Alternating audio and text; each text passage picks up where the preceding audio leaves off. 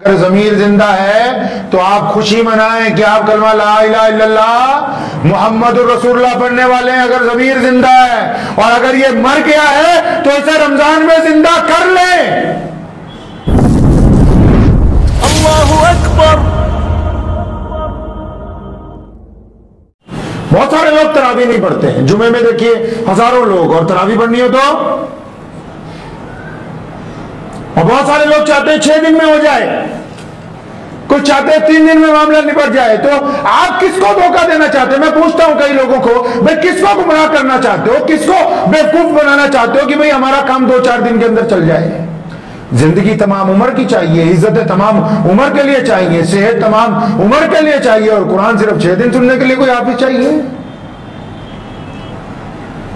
बंदा अल्लाह ताला से वफादारी का इजहार करता है जब रोजा रखता है। वो रोजा रखते हुए नियत करता है सुबह को कि मैंने रोजा रखा किसके लिए? उस अल्लाह के लिए रोजा रखा। किसके लिए?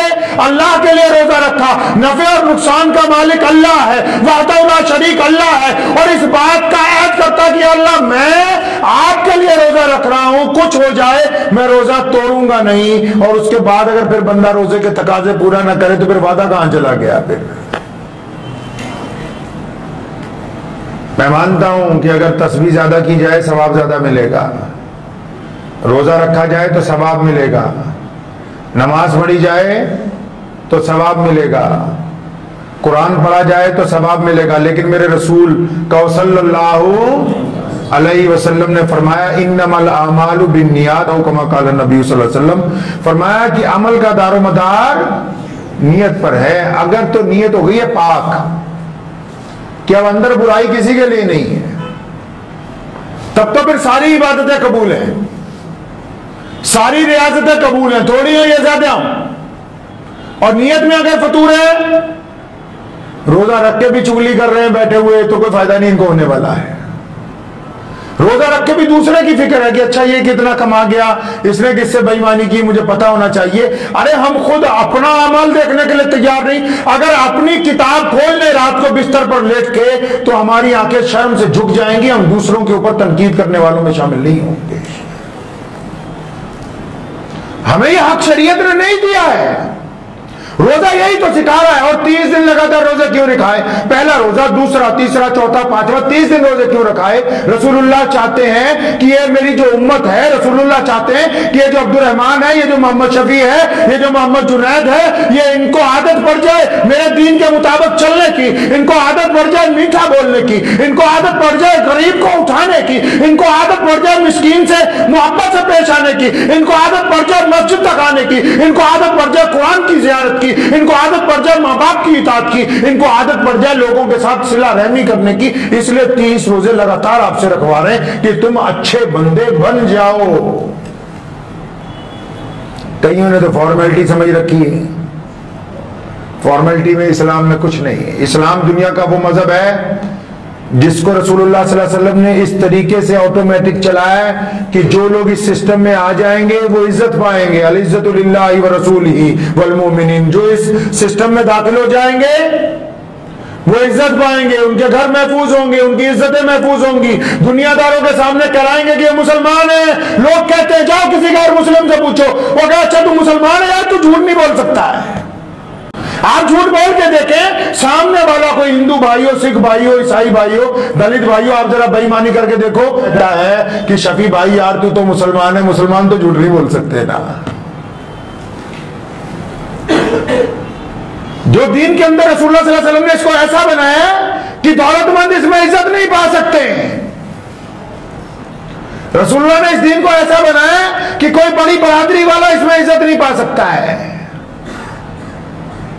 रसूलुल्लाह ने इसको ऐसा बनाया कि जो इस दीन में दाखिल होगा, जो दीन में तकवा इख्तियार करेगा, जो दीन को अपने मिजाज में लाएगा, जो दीन को अपनी आंखों में लाएगा, जो दीन को अपनी जुबान में लाएगा, जो दीन को अपने चेहरे में लाएगा, वो ऑटोमेटिक इस दीन के अंदर इज्जतदार हो जाएगा। अब चाहे उसकी बरादरी कोई भी हो, लोग उसको इज्जत की निगाह के साथ देखने लग पड़ेंगे।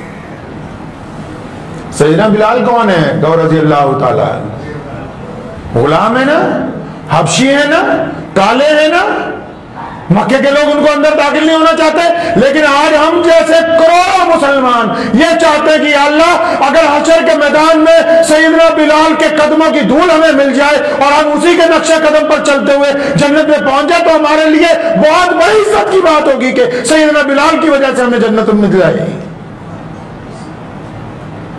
तो इज्जत किसने दे दी? क्या चौधराहट ने दे दी? क्या सरमायादारी ने इज्जत दे दी? क्या बादशाही ने इज्जत दे दी? नहीं, इज्जत तो मोहम्मद रसूलुल्लाह सल्लल्लाहु अलैहि वसल्लम के दीन के अंदर है। सैयदना बिलाल ने उसको अपने नस नस में बसा लिया। आज दुनिया के बड़े बड़े घराने, बड़े बड़े मुसलमान सैयदना बिलाल रज़ियल्लाहु तआला अन्हु का नाम लेना अपने लिए इज्जत की बात समझते हैं। उनका नाम लेना हम अपने लिए इज्जत की बात समझते हैं। जिनको अबू जहल कहता था ये गुलाम है, जिनको उमैया मारता था, जिनको उतबा कहता था इसकी जात बरादरी बड़ी नीची है, जिनको अबू लहब कहता था ये काला है, आज उनका नाम लेना मुसलमानों के बड़े से लेकर छोटे लोग तक, मुसलमानों के शाकुल हदीसों से लेकर हरम के इमाम तक आज बिलाल रज़ियल्लाहु तआला अन्हु के रोजे पे खड़ा होकर सलाम पेश करना अपने लिए इज्जत की बात समझते हैं। तो पता लगा कि इज्जत तब मिलेगी जब आप मोहम्मद रसूलुल्लाह सल्लल्लाहु अलैहि वसल्लम के सिस्टम में आए। इस बात को समझिए इत्मीनान से कि रोजा इनकलाबी इबादत है, ये हमारे में तब्दीली चाहता है। रोजा हम में तब्दीली चाहता है मेरे भाई। अगर रोजा रख के तब्दीली नहीं आ रही, वो रोजेदार झूठ बोल के माल बेच देगा, ये मुमकिन नहीं है। रोजेदार को खुद सोचना चाहिए कि हम कहां खड़े हैं, क्या कर रहे हैं हम, क्या हमारे लिए जायज है, क्या हमारे लिए नाजायज है। इत्मीनान के साथ आपके दरवाजे तक कोई पहुंच गया। मोहम्मद रसूलुल्लाह रमजान जब शुरू होता था, अम्मी आयशा रज़ियल्लाहु तआला अन्हा फरमाती हैं कि हवा कम तेज चलती थी, मोहम्मद रसूलुल्लाह उससे ज्यादा तेजी के साथ लोगों को पैसे, लोगों को चीजें, लोगों को खाने पीने की अशिया बांटते थे। फरमाया हवा इतनी तेज नहीं चल सकती जितनी तेजी से मोहम्मद रसूलुल्लाह सल्लल्लाहु अलैहि वसल्लम लोगों से फैयाजी फरमाते थे। अभी हमारी लॉटरी लगी हुई है भाई, 27 रोजे पड़े हैं। कितने पड़े हैं जी? 27 पड़े हैं, कुछ नहीं नुकसान हुआ है अभी। अब ये 27 रोजे मोहम्मद रसूलुल्लाह सल्लल्लाहु अलैहि वसल्लम के हुक्म के मुताबिक चलने चाहिए। चलेंगे जी इंशाअल्लाह रसूलुल्लाह के हुक्म के मुताबिक। रोजेदार के लिए क्या हुक्म है कि पहले तो नियत दिल में पाक हो कि नफे और नुकसान का मालिक कौन है जी? अल्लाह है। और मोहम्मद रसूलुल्लाह के अलावा हम बात किसी की नहीं मानते, तो जो रसूलुल्लाह ने कहा है वो रोजेदार करेगा इंशाअल्लाह ताला। अब रोजा रख के क्या करना है? रोजा रख के फजर की नमाज जमात के साथ अदा करनी है। रोजा रख के फजर की नमाज जमात से अदा करनी है। नमाज के बाद कुरान पढ़ना है। कुरान जिनको नहीं पढ़ना आता दूसरे के पास बैठ के सुनना है। जिनको सुनने सुनाने वाले लोग नहीं, बैठ के तस्बीह करनी है इशराक की नमाज तक। उसके बाद आप अपने बिस्तर पर जाके आराम कर सकते हैं। और क्या करना है रोजेदार को? रोजेदार को माँ बाप का कहना मानना है। अगर वो आपसे नाराज हैं तो रोजा रखने से पहले उनसे माफी मांगनी। माँ बाप अगर नाराज हैं रोजा नहीं होगा। हदिया देके किसी मौलवी से करवा लेना होगा नहीं। माँ बाप से माफी मांगनी है। सके भाई बहनों के साथ ताल्लुकात इस्तवार करने हैं। नहीं मानते तो उनके लिए 5 नमाजों में खैर की दुआ करनी है। नहीं मानते तो उनके लिए 5 नमाजों में खैर की दुआ करनी है। पड़ोसी जो है अगर वो गैर मुस्लिम भी हो, सुन लो रोजेदारों कान खोल के, पड़ोसी अगर गैर मुस्लिम है, गरीब है, उसके घर में खाने के लिए नहीं है, तो आप कौरमे बिरयानी से रोजा नहीं खोल सकते। अगर पड़ोसी बहुत मजबूर है, बहुत ज्यादा मुस्तहिक है आपकी मदद का, तो सके भाई से पहले हमें अपने पड़ोसी की मदद करनी है। जो खुद खाएंगे वो अपने पड़ोसी को खाने के लिए देंगे इंशाअल्लाह ताला। और जो लोग हमसे डरते हैं, हमसे मुराद उस बंदे से कि यार ये बात करेगा तो गाली दे देगा, ये बात करेगा तो बेइज्जती कर देगा, तो उन्हें उन लोगों से इजहार मोहब्बत करना है। उन लोगों से इजहार मोहब्बत करना है जो आपसे डरते हो इस वजह से कि ये बेइज्जती कर देता है। उनको भी तो पता लगे ना कि इसने रोजा रखा है, इसके मिजाज में तब्दीली आई। उनके भी तो पता लगे कि बंदे ने रोजा रख लिया आज। उसके बाद क्या करना है कि इन आंखों को झुकना सिखाना है किसी की बेटी की तरफ जब आप सड़क में चलते हैं। और आज का दौर ऐसा दौर है कि कई माँ बाप की तो इज्जत गैरत सब मर गई। चाहे वो मुसलमान हो या गैर मुस्लिम हो।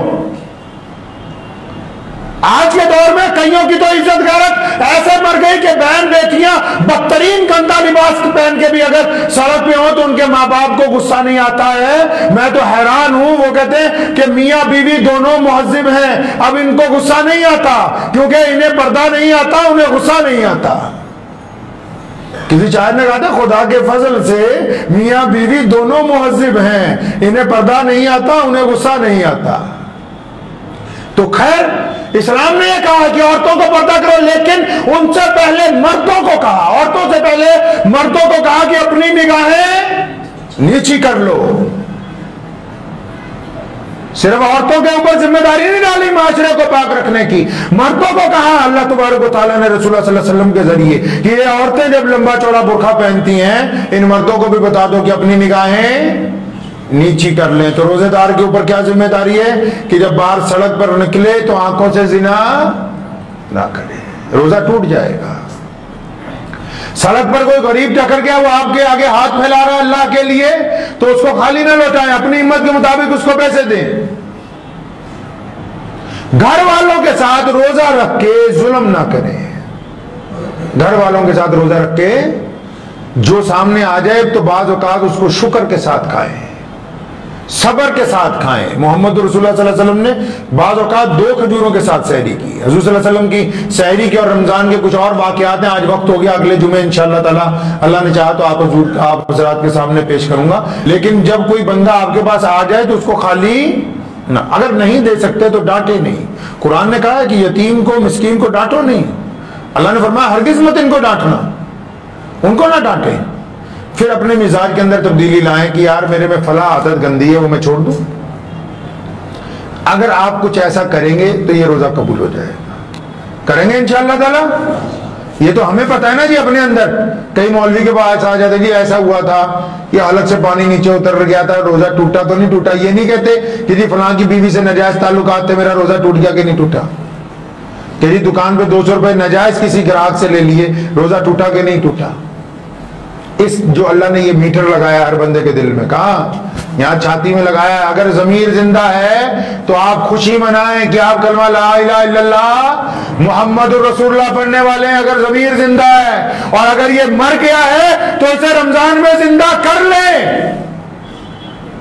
किसी को गोलियां खाने से तबीयत ठीक नहीं ना होती, डॉक्टर के पास जाते हैं ना, वो बार बार गोलियां देता है, तबीयत ठीक नहीं होती। फिर वो कहता है कि टीका लगा के देख लो शायद ठीक हो जाएगी, तो टीका लगाने से भी तबीयत ठीक नहीं होती। फिर ग्लूकोज लगा के ऑपरेशन करता है। तो ये वही महीना है कि जिनकी तबीयतें अभी तक ठीक नहीं ना हुई हैं, 2-4 बड़ों की बातें सुन के तबीयतें अभी तक ठीक नहीं हुई, नमाज पढ़ने के बावजूद तबीयतें अभी तक ठीक नहीं हुई, तस्बीह करने के बावजूद, ये इनकलाबी महीना है, ये तबीयत ठीक कर देगा 100%। ये 100% आपकी तबीयत ठीक कर देगा इंशाअल्लाह ताला। अपनी तबीयत को ठीक करेंगे जी इंशाअल्लाह। अपनी उन आदतों को बदले जिनकी वजह से लोग आपसे दुखी हैं, उस आदत को बदले जिसकी वजह से माँ बाप आपसे दुखी हैं, उस आदत को बदले जिसकी वजह से आपकी बीवी आपसे तकलीफ महसूस करती है, उस आदत को बदले जिसकी वजह से आपके पड़ोसी आपसे दुख महसूस करते हैं, उन आदतों को बदलो जिसकी वजह से लोग आपसे दूर हैं। और अल्लाह ने कहा कि मूसा ये बंदे मेरा कुंबा है, और रसूलुल्लाह ने कहा कि इन बंदों से अल्लाह 70 माओं से ज्यादा प्यार करता है। और अगर किसी बंदे को अल्लाह को राजी करना है तो अल्लाह के बंदों के साथ मोहब्बत करना शुरू कर दे तो अल्लाह आपसे राजी हो जाएगा।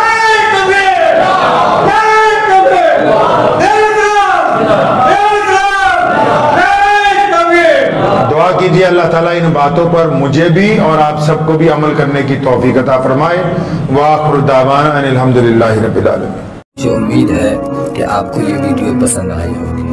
अगर पसंद आई हो तो ये आप अपने दोस्तों के साथ शेयर करें और इस चैनल को सब्सक्राइब जरूर करें।